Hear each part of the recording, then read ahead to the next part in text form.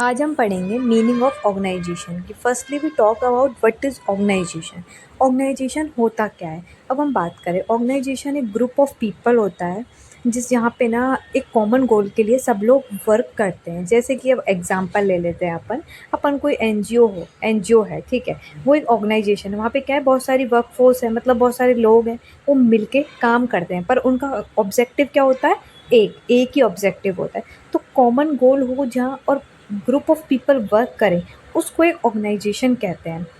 अगर हम public administration में देखें तो ऑर्गेनाइजेशन वेरी इसेंशियल टूल है, क्योंकि अगर कोई ऑर्गेनाइजेशन होगी तभी वहाँ पे लोग, ग्रुप ऑफ पीपल होगा, तभी वहाँ पे जो पॉलिसीज़ है वो इम्प्लीमेंटेशन का काम करती है। कि हमको पता ही है पब्लिक एडमिनिस्ट्रेशन का मेनली फोकस होता है कि इम्प्लीमेंटेशन ऑफ पॉलिसीज़। अब पॉलिसीज़ का इम्प्लीमेंटेशन कैसे होगा, जब कोई ऑर्गेनाइजेशन होगी, वहाँ पे पीपल होंगे, पीपल में वो एक कॉमन ऑब्जेक्टिव को फुलफ़िल करेंगे, तो वो ही होती है ऑर्गेनाइजेशन।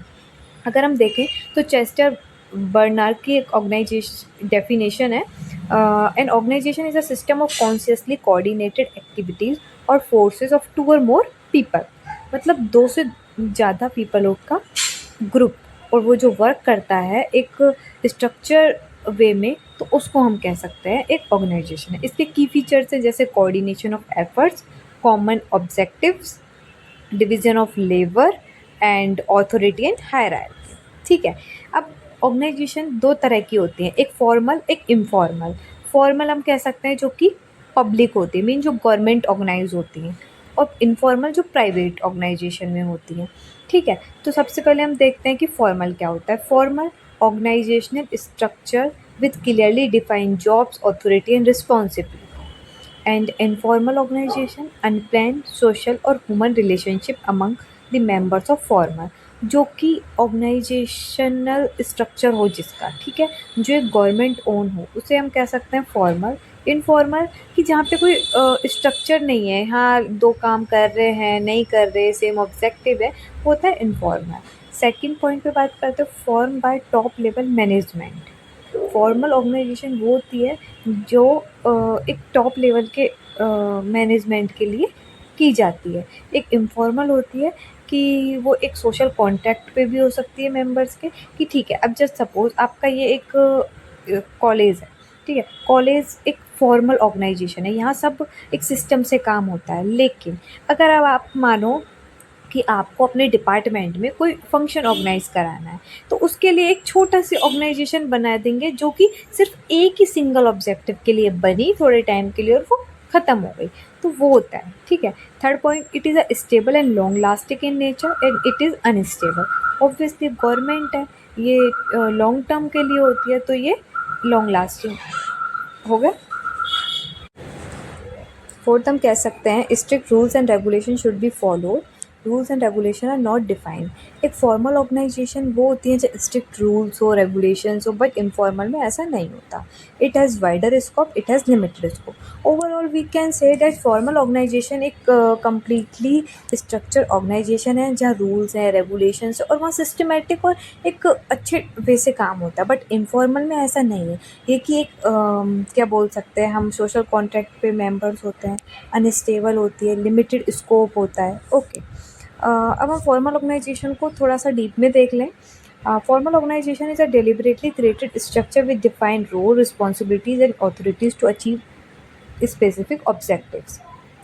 इसका वही मतलब है कि ये एक स्ट्रक्चर वे होती है जिसमें एक डिफाइंड रोल होता है, रिस्पॉन्सिबिलिटी होती है, ऑथोरिटी होती है टू अचीव स्पेसिफिक ऑब्जेक्टिव। फिर हम देखते हैं कि इसके कैरेक्टरिस्टिक क्या है। इसमें एक हायरार्की से काम होता है, मतलब ऐसा नहीं है कि जो अपर लेवल का ऑफिसर है वो डायरेक्ट उन सबॉर्डिनेट से बात कर, नहीं, टॉप डाउन स्ट्रक्चर है कि अपर है, फिर उससे नीचे पोस्ट है, फिर उससे नीचे पोस्ट है, इस तरह से एक सिस्टमेटिक वे में काम होता है। सेकंड कह सकते हैं हम इसकी characteristic, set rules, policies and procedures, clear line of authority and communication, exist on paper. ठीक है, ये ऑर्गेनाइजेशनल होती है। एग्जाम्पल अगर हम देखें तो government department like ministry of health. अब ये क्या है, एक मिनिस्ट्री ऑफ हेल्थ है। अब हेल्थ के डिपार्टमेंट के अंदर भी बहुत सारी डिपार्टमेंट्स आते हैं, ठीक है। फिर हम कह सकते हैं कि इस तरह से उसके भी सब डिवीज़न होते हैं, तो ये एक सिस्टमेटिक वर्क होता है। फिर हम देखते हैं informal organisation. Informal organisation arise spontaneously through personal relationship, social interaction and mutual interest with the formal structure. Obviously हमने जैसा कि पढ़ा वही है कि ये एक स्पॉन्टेनियस भी हो सकती है, और हम कह सकते हैं इसमें कोई टाइम बाउंड या कोई सिस्टमेटिक वे नहीं होता।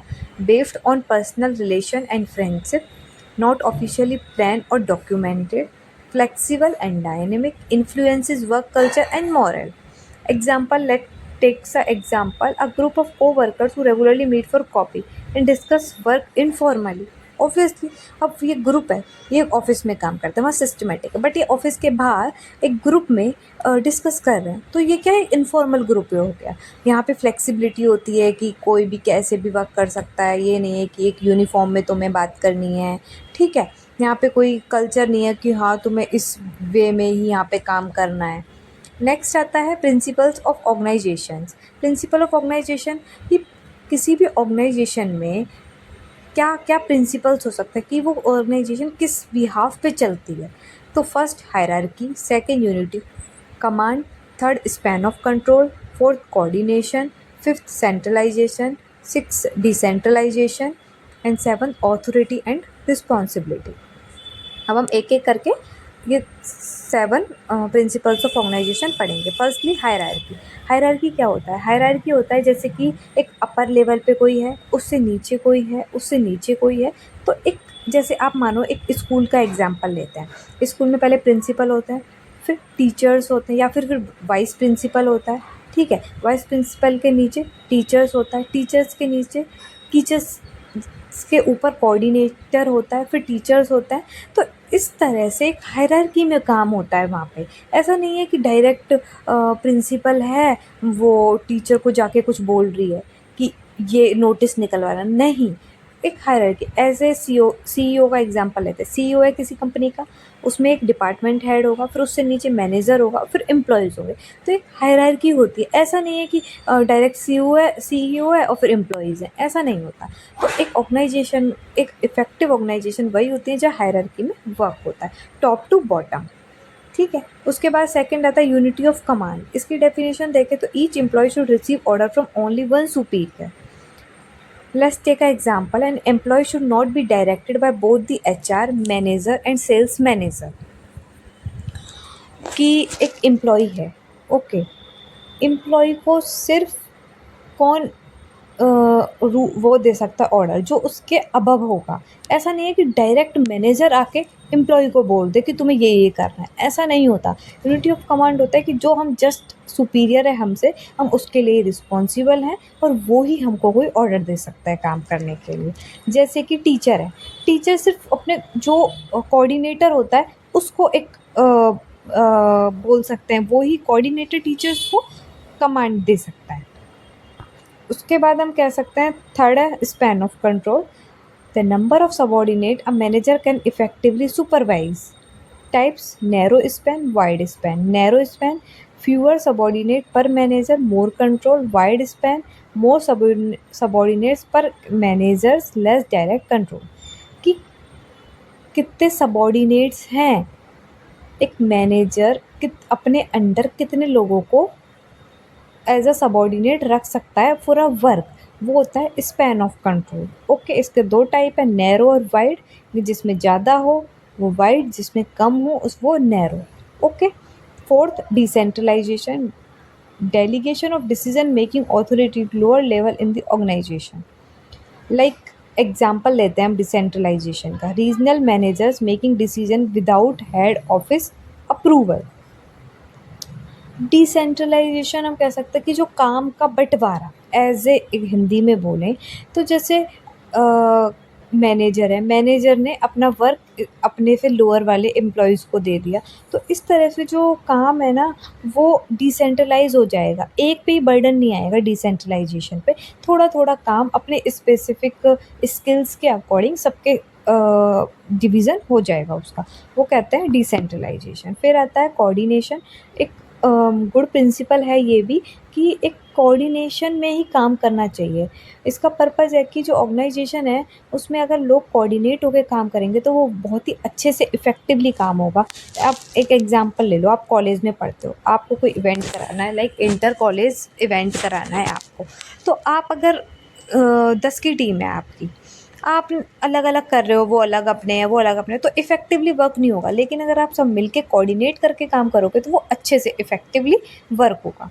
सिक्स्थ होता है सेंट्रलाइजेशन, कि एक जो अथॉरिटी है ना वो एक सिंगल के हाथ में है, like concentration of decision making authority eight top level of management. इसमें क्या होता है कि पूरी ऑर्गेनाइजेशन है, बट जो एक टॉप लेवल है, जो उसका सीईओ है या फिर उसका जो मैनेजर है, जो सबसे अपर लेवल पर है, उस पे एक मेन अथॉरिटी है उसके पास, तो उसको बोलते हैं सेंट्रलाइजेशन। इससे क्या होता है कि एक तो सब यूनिफॉर्म पॉलिसीज़ बनती हैं। अगर एक बना रहा है तो उससे क्या है कि सारे सब डिपार्टमेंट में सेम वो रहेगी पॉलिसीज़। अगर जैसे हो गया कि काम अलग अलग हो गया, सब अलग अलग अथॉरिटी है, तो सबके अलग अलग पॉलिसीज़ बनेंगी, ठीक है।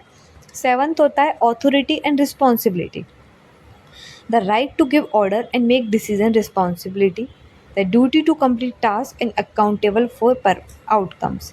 Authority and responsibility should be balanced. One should not have more authority than responsibility.